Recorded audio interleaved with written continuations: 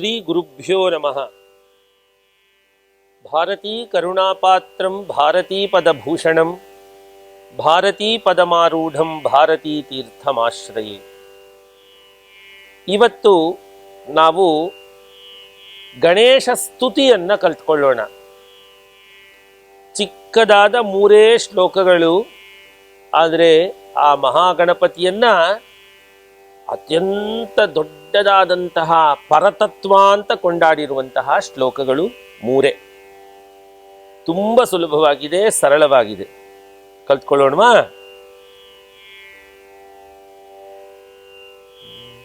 ಅಜಂ ನಿರ್ವಿಕಲ್ಪಂ ನಿರಾಕಾರಮೇಕಂ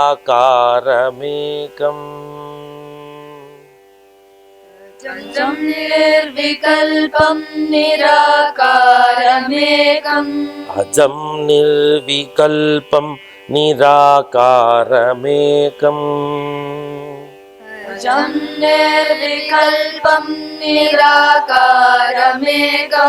ನಿರಾನಂದಮಾನಂದಮದ್ವೈತಪೂರ್ಣಂ ನಿರಾನಂದಮಾನಂದಮದ್ವೈತಪೂರ್ಣಂ ನಿರಾನಂದಮಾನಂದಮದ್ವೈತಪೂರ್ಣಂ ನಿರಾನಂದಮಾನಂದಮದ್ವೈತಪೂರ್ಣಂ ಪರಂ ನಿರ್ಗುಣಂ ನಿರ್ವಿಶೇಷಂ ನಿರೀಹಂ ಪರಂ ನಿರ್ಗುಣಂ ನಿರ್ವಿಶೇಷಂ ನಿರೀಹಂ ಪರಂ ನಿರ್ಗುಣಂ ನಿರ್ವಿಶೇಷಂ ನಿರೀಹಂ ಪರಂ ನಿರ್ಗುಣಂ ನಿರ್ವಿಶೇಷಂ ನಿರೀಹಂ ಪರಬ್ರಹ್ಮರೂಪಂ ಗಣೇಶಂ ಭಜೇಮಾ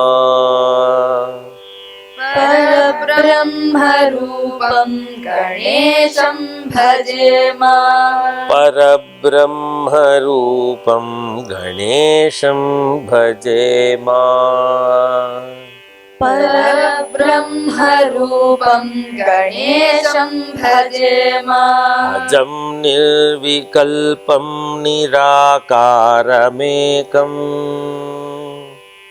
ಅಜಂ ನಿರ್ವಿಕಲ್ಪಂ ನಿರಾಕಾರಮೇಕಂ ನಿರಾನಂದಮಾನಂದಮದ್ವೈತಪೂರ್ಣಂ ನಿರಾನಂದಮಾನಂದಮದ್ವೈತಪೂರ್ಣಂ ಪರಂ ನಿರ್ಗುಣಂ ನಿರ್ವಿಶೇಷಂ ನಿರೀಹಂ ಪರಂ ನಿರ್ಗುಣಂ ನಿರ್ವಿಶೇಷಂ ನಿರೀಹಂ ಪರಬ್ರಹ್ಮರೂಪಂ ಗಣೇಶಂ ಭಜೇಮಾ ಪರಬ್ರಹ್ಮರೂಪಂ ಗಣೇಶಂ ಭಜೇಮ. ನನ್ನ ಜೊತೆಗೆ ಇಡೀ ಶ್ಲೋಕವನ್ನು ಹೇಳಿ. ಅಜಂ ನಿರ್ವಿಕಲ್ಪಂ ನಿರಾಕಾರಮೇಕಂ ನಿರಾನಂದಮಾನಂದಮದ್ವೈತಪೂರ್ಣಂ ಪರಂ ನಿರ್ಗುಣಂ ನಿರ್ವಿಶೇಷಂ ನಿರೀಹಂ ಪರಬ್ರಹ್ಮರೂಪಂ ಗಣೇಶಂ ಭಜೇಮಾ. ಗುಣಾತೀತಮಾನಂ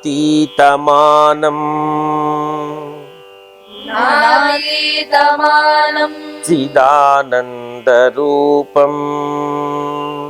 ಚಿದಾನಂದರೂಪಂ ಗುಣಾತೀತಮಾನಂ ಚಿದಾನಂದರೂಪಂ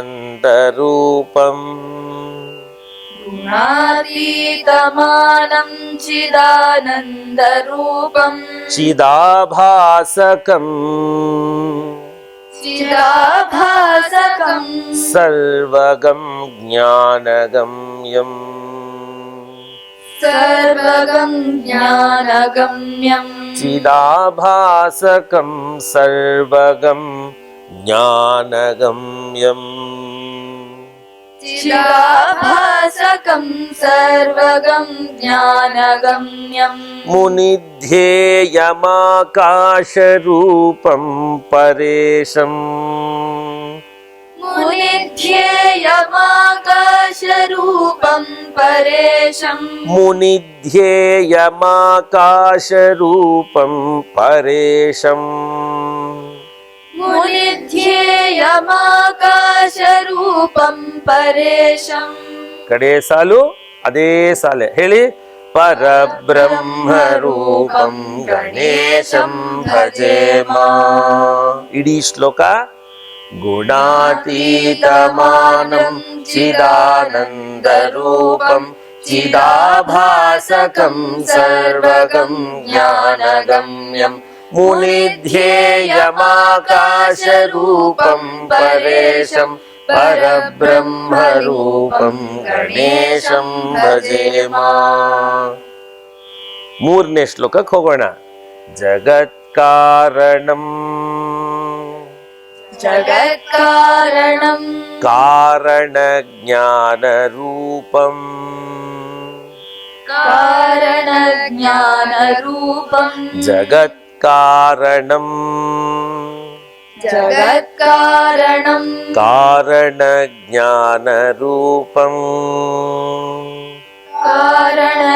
ಕಾರಣಜ್ಞಾನರೂಪಂ ಸುರಾದಿಂ ಸುಖಾದಿಂ ಸುರಾದಿಂ ಸುಖಾದಿಂ ಸುರಾದಿಂ ಸುಖಾದಿಂ ಸುರಾದಿಂ ಸುಖಾದಿಂ ಗುಣೇಶಂ ಗಣೇಶಂ ಗುಣೇಶಂ ಗಣೇಶಂ ಸುರಾದಿಂ ಸುಖಾದಿಂ ಗುಣೇಶಂ ಗಣೇಶಂ ಸುರಾದಿಂ ಸುಖಾದಿಂ ಗುಣೇಶಂ ಗಣೇಶಂ ಸುರಾದಿಂ ಸುಖಾದಿಂ ಸುರಾದಿಂ ಸುಖಾದಿಂ ಗುಣೇಶಂ ಗಣೇಶಂ ಗುಣೇಶಂ ಗಣೇಶಂ ಜಗದ್ವ್ಯಾಪಿನಂ ವಿಶ್ವವಂದ್ಯಂ ಸುರೇಶಂ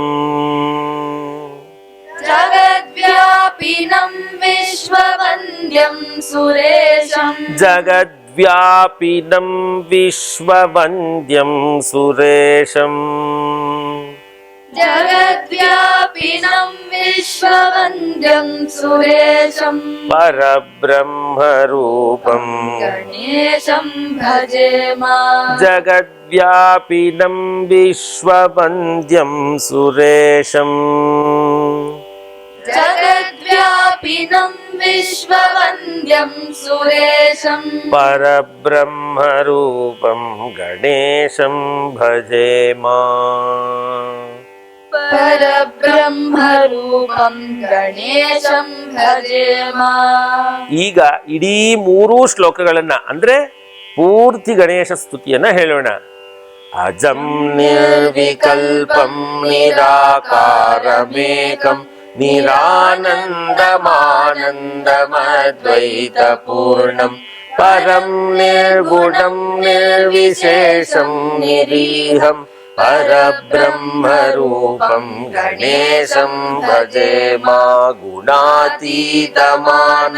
ಚಿದಾನಂದರೂಪಂ ಚಿದಾಭಾಸಕಂ ಸರ್ವಗಂ ಜ್ಞಾನಗಮ್ಯಂ ಮುನಿಧ್ಯೇಯಮಾಕಾಶರೂಪಂ ಪರೇಶಂ ಪರಬ್ರಹ್ಮರೂಪಂ ಗಣೇಶಂ ಭಜೇಮ. ಜಗತ್ಕಾರಣಂ ಜ್ಞಾನರೂಪಂ ಸುರಾದಿಂ ಸುಖಾದಿಂ ಗುಣೇಶಂ ಗಣೇಶಂ ಜಗದ್ವ್ಯಾಪಿನಂ ವಿಶ್ವವಂದ್ಯಂ ಸುರೇಶಂ ಪರಬ್ರಹ್ಮರೂಪಂ ಗಣೇಶಂ ಭಜೇಮ. ಪರಬ್ರಹ್ಮರೂಪಂ ಗಣೇಶಂ ಭಜೇಮ ಪರಬ್ರಹ್ಮರೂಪಂ ಗಣೇಶಂ ಭಜೇಮ. ಮಹಾಗಣಪತಿಯ ಈ ಒಂದು ಸ್ತುತಿಯನ್ನ ಎಲ್ಲರೂ ಚೆನ್ನಾಗಿ ಶ್ರದ್ಧಾಭಕ್ತಿಗಳಿಂದ ಕಲ್ತ್ಕೊಂಡು ಮಹಾಗಣಪತಿಯನ್ನ ನಾವು ತೃಪ್ತಿಗೊಳಿಸಿ ಅವನಿಂದ ಒಳ್ಳೊಳ್ಳೆಯ ವರಗಳನ್ನು ಪಡೆದುಕೊಳ್ಳೋಣ ಮಕ್ಕಳೇ. ಶ್ರೀಕೃಷ್ಣಾರ್ಪಣಮಸ್ತು.